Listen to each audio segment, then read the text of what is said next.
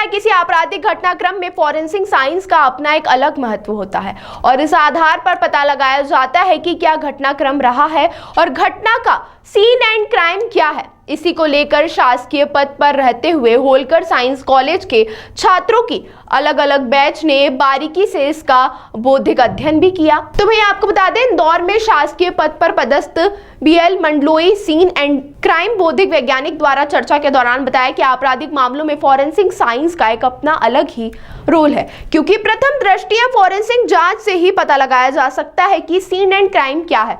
आत्महत्या से लेकर हत्या या अन्य किसी भी तरह का कोई अपराध होता है, उसमें फॉरेंसिक जांच तमाम सबूत के छेड़छाड़ के बगैर की जाती है, जिससे तमाम सबूत और अन्य जांचों के आधार पर कई निष्कर्ष निकालते हैं, जिसके कारण पुलिस विभाग या जांच एजेंसी को क्राइम के पहलुओं को हल करने में सफलता मिलती है। तो वहीं पिछले 15 दिनों से होलकर साइंस कॉलेज के बीएससी के जो छात्रा है उनकी 3 बैच में इसका निरीक्षण किया गया, जिसमें कई ऐसे छात्र हैं जिनमें काफी हुनूर भी है और वह हमारे भविष्य के रूप में आने वाले समय में फॉरेंसिक साइंस के माध्यम से जांच एजेंसियों को एक नई दिशा दे सकते हैं।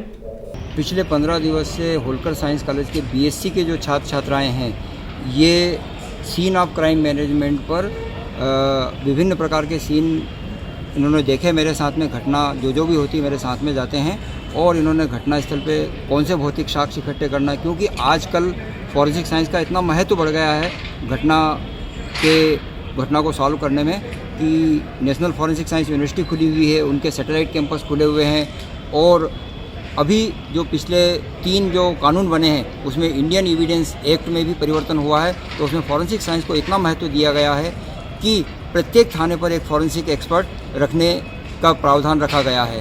तो फॉरेंसिक साइंस का बहुत महत्व बढ़ता जा रहा है, इसलिए बच्चे फॉरेंसिक साइंस में बीएससी और एमएससी करते हैं और इनकी जॉब अपॉर्चुनिटी इस फील्ड में बहुत बढ़ गई है। तो उसी तारतम्य में ये बच्चे पिछले 15 दिवस से मेरे साथ में सीन ऑफ क्राइम मैनेजमेंट पर ट्रेनिंग ले रहे थे, इंटर्नशिप कर रहे थे और ये इनके करियर में काफ़ी महत्वपूर्ण होगा। सर कितने बच्चों को इसमें ट्रेनिंग दी गई है? मैंने अभी तक 15 बच्चों के 3 बैच इस साल ट्रेनिंग दे चुका हूँ। 15 बच्चों के 2 बैच पिछले साल ट्रेनिंग दे चुका और उसके 1 साल पहले भी। इस प्रकार से कई बैचेस में जो संस्था प्रमुख लेटर लिखते हैं डीसीपी अपराध के माध्यम से, उनकी अनुमति से उनके निर्देशन में मैं इनको ये इंटर्नशिप करवाता हूँ। भविष्य में विभिन्न थानों में भी पदस्थ हो सकते हैं सीन एंड क्राइम में?